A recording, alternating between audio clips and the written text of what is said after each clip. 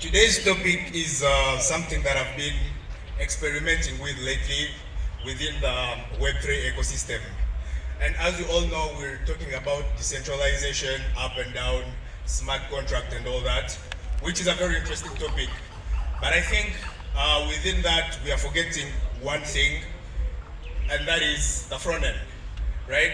Thinking about any application, Web 2, Web 3, you normally have a front end, a back end, a database, and all other things that can fit into an architecture. So normally in Web 3, I don't know if you guys can see this, but the ideal decentralized application, as we call them, is something if we simplify the architecture, you have a decentralized front end, a decentralized back end or smart contract, and some sort of decentralized storage if you need that. That is what a fully decentralized app should look like. But currently with most of the applications, we have half decentralized apps where you have a smart contract that is decentralized. You have some sort of semi-decentralized storage. People store stuff on AWS and all that. And then most front end are centralized currently. But before we talk about the front end, talking about the storage, we did a game in the morning where you had to say NFT and like they would grab your hand, something like that. Most of you are not there. But then most NFTs currently are stored on centralized providers like AWS and GCP and all that, which with the recent AWS outage as we saw, for some of you guys who go to applications like OpenSea, you couldn't see the NFTs, yet they're supposed to be decentralized. So this half decentralization of applications breaks the ideal applications that you're trying to have, which are decentralized fully. And again, as I said, as we are trying to decentralize the applications, we've forgotten one very interesting layer, which is the front end layer. And the front end layer, for those of you who are not that technical, is just whatever you see if you go to an application, like on Google, if you go to Uniswap, if you go to whatever application you use. So the user interface, the face inside, most of them are still centralized, and some of them are censored in some parts of the world. So you don't have to trust what I'm saying. Here are some reports. Uniswap, the Uniswap UI is currently censored in Ukraine. So if you're in Ukraine, you can't actually use Uniswap and exchange your tokens. But then this breaks the whole idea, because what we are thriving for is the whole decentralization and censorship resistance, where you don't need to rely on people making certain rules that might not suit you, right? Another one, the one I talked about, is AWS. We also the outage, I think it was a week ago, 5 days ago, that halted transactions on many chains, on many UIs. And these types of things make you think for a second, like, are we really building decentralized apps as we want them to be? Or there is something that we really need to talk about and change that? And there are many more cases like these ones that you might find all over the internet that we can't really talk about all of them right now. For example, there are crypto applications that you can't access in Uganda due to some technical issues or some censorship. With that said, we need to find a solution. That's why we have builders, we have people thinking, creatives, and there is actually a solution to do the decentralization of applications.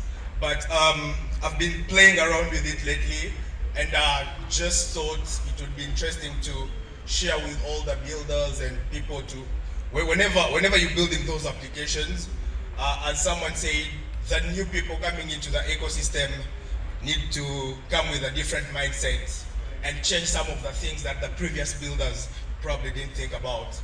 And this is one of the things to think about. But you might be wondering, how do we even achieve that? Or if there is a solution, why did no one thought about the solution before? And actually, it goes back to what I said before. we focused more on the back end of applications that we sort of in the middle forgot about the UI, which is the side that most users will see, and they might not be that technical to understand what happens behind the scene. So there is a protocol, I won't get that technical, but for people who want to check it out, there is a protocol called Arif that is used for decentralized storage. Decentralized storage is different from centralized storage in a sense that if you put your files or any type of data on centralized services, there is a chance of that data getting lost in some way or getting censored. A quick example, for the people with iPhones, most of us will pay for cloud storage. But then when you don't pay for the storage, you can't access the data that is yours by default. So in a sense, we are sort of renting what should be ours in the first place. So for those who want to check that out, you can check it out. But the idea for decentralized frontend is, as a frontend is code and code is data, you can just store your data on Arif and access it via the RIO network. This is the network that allows your data to be accessed on top of the storage. You can also assign a name, what we call RNS name. So RNS means Arif Name Service, and you can think of it as any other naming service. A quick example is, for those of you who accessed the website of this event, I think it's EthNileUG.xyz. So that is a name, it's called DNS, that's the protocol behind. But then this new protocol is also decentralized, which means on top of having a decentralized facing UI, you also have a decentralized protocol to access it on top. This is a little bit more technical, but it all works in the same way that you can go to GoDaddy and buy a domain.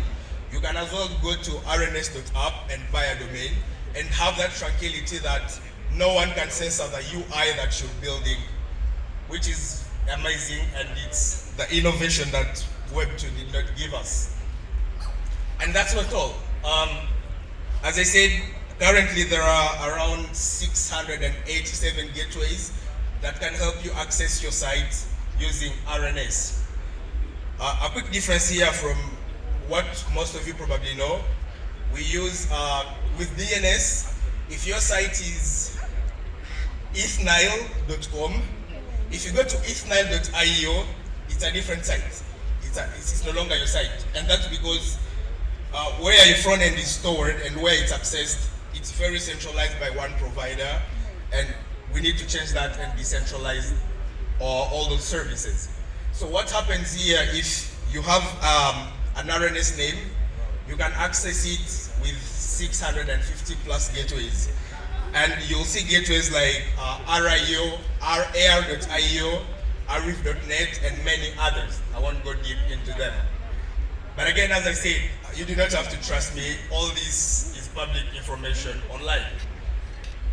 Lastly, I was going to do a very quick demo to show this, but my computer is all the way the other side. So what I did is, before coming on stage, I deployed EthNile. I gave it an RNS name. And I think the organizers, after this, you can come and find me and I'll give that name away so that we can start decentralizing the things we use in our everyday lives. So if anyone can access their phone, if you do ethnile.ar.io, you will see that site is live. If you do ethnile.arif.net, the same site is live. So the idea behind is, rather than being plugged into one ecosystem, your site can be accessed from all over the world. For example, if one gateway is censored in Uganda and you can't access it, you can just use a different gateway and you'll still access your site. And I think this is the type of experience that we should all strive for in Web3, so that we can decentralize our applications fully and having them very resistant to censorship. I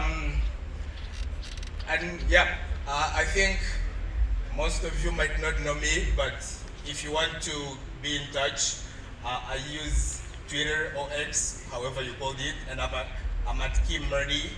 And if you want to check probably some of my writings, you can just go to meridikim.air.io. That's where I write more about all these stuffs. So yeah, that's the end of my talk, if I'll call it that way. But it's just an experiment that I've been trying lately, and I thought I could share that with all of you.